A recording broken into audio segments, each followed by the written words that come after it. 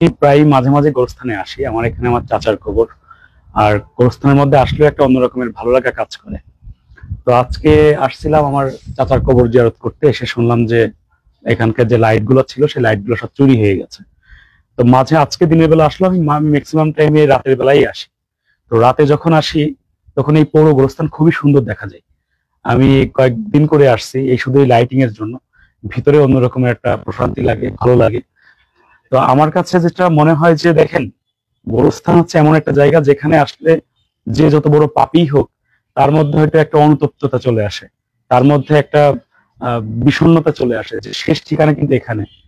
তো আমি এটাই ভাবতেছি যে এই যে একটা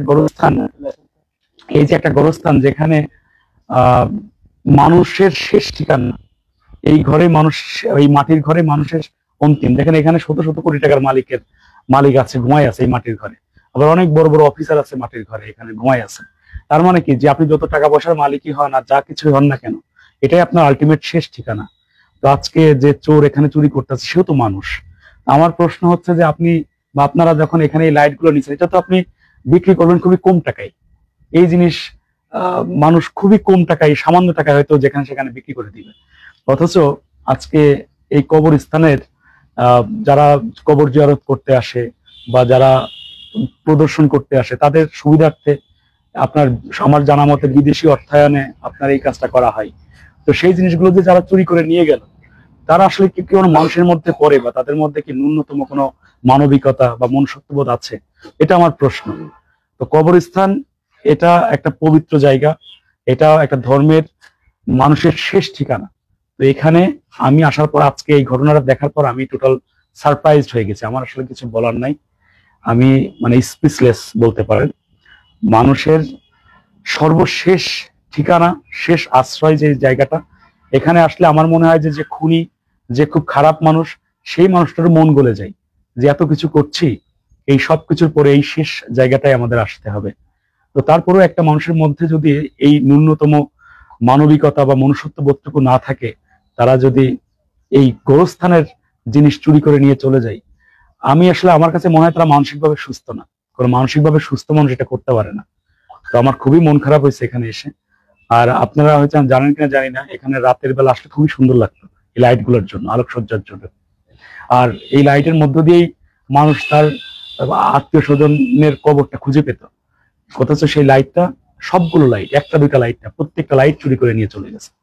তো এরকম একটা গোরস্থানে এরকম একটা ঘৃণিত কাজ, এটা খুবই জঘন্য। তবে আমি দাবি জানাই যে প্রশাসন যেন সিসিটিভি ফুটেজের মাধ্যমে বা যে কোনো মাধ্যমে এই চোর ধরতে সহায়তা করে। কারণ এই চোর যদি এখন না ধরা হয়, আজকে গোরস্থানের থেকে যদি চুরি হইতে পারে, এই মহল্লার, এই জেলার বা এই দেশের কোনো মানুষ নিরাপদ না। কারণ গোরস্থান হচ্ছে, আমরা মনে করি যে গোরস্থান সবচেয়ে নিরাপদ একটা জায়গা, সবচেয়ে ভালো জায়গা। সেই গোরস্থানে যদি আজকে এরকম, মানুষ বলে না গোরস্থানে ভয় নেই, আজকে আমরা বুঝে গেলাম গোরস্থানে চোরের ভয় আছে। ঠিক আছে, গোরস্থানে ভয় নেই কথাটা আসলে ভুল। গোরস্থানও ভয় আছে, চোর ডাকাতের ভয় আছে। তো আমি প্রশাসনের দৃষ্টি আকর্ষণ করব যেন এই অপরাধীদেরকে ধরা হয় এবং দৃষ্টান্তমূলক শাস্তি দেওয়া হয়। আর আমরা কেউই নিরাপদ না বর্তমান সমাজে। আমাদের প্রশাসনের উচিত একটু কঠোর হওয়া, আর যতটুকু সম্ভব জনগণের তো নিরাপত্তাটা রাইট, এই নিরাপত্তাটা যেন দেওয়া হয়। এতটুকুই দাবি, আর কিচ্ছু না। আপনি তো মাঝে মধ্যে আসেন? জি, আমি মাঝে মাঝে আসি। এখন আপনার আপনার কথা তো বললেন, আসলে এটা কেমন ধরনের লোক আসলে এগুলা করছে? দেখেন, আমি বললাম না, আমার কাছে মনে হয় যে কোনো মানুষ যে ড্রাঙ্ক, যে যার ন্যূনতম কোনো কমন সেন্স আছে, সে, দেখেন চোর তো সেও তো মানুষ যে চুরি করছে। তো চুরি তো মানুষ করে জীবিকার জন্য করতে পারে, বিভিন্ন কারণে করতে পারে। কিন্তু আপনি চিন্তা করে দেখেন যে একটা গোরস্থান, সেখান থেকে একটা মানুষ কিভাবে চুরি করতে পারে? তো আমার কাছে মনে হয় যে এরা নেশাগ্রস্ত, ড্রাঙ্ক, অথবা এদের আসলে ধর্মীয় কোনো ভয় ভীতি নাই। আর কোন সুস্থ মানুষ এটা করতে পারে, সে অবশ্যই অসুস্থ এবং একই সাথে সবচেয়ে জঘন্য মানুষ, এতটুকু আমি কনফিডেন্টলি বলতে পারি। আর এই গোরস্থান, এটা একটা এমন একটা জায়গা যেখানে বললাম না, যেটা খুনি আসলে সেই খুনির মধ্যেও একটা ভয় জাগে যে এটা আমার শেষ ঠিকানা। আপনি যত বড় যেই হন, রাজা হন, বাদশাহ হন, এইটাই আপনার শেষ ঠিকানা। তো সেই জায়গা যদি এমন একটা কাজ ঘটে, তাহলে আসলে কি বলার বলেন? আসলে আমরা তো, আমার তো মনে হয় যে দেখেন, আমরা সবকিছুতে তালা দিই, মসজিদে তালা দিই না। আমরা সবকিছুতে দর্শক, আপনারা দেখছেন যে এই লাইটগুলো আসলে চুরি হয়েছে।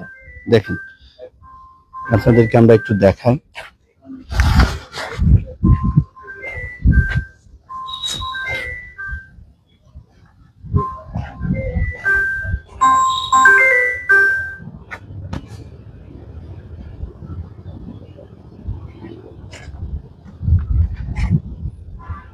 এই লাইটগুলো আসলে চুরি হয়েছে।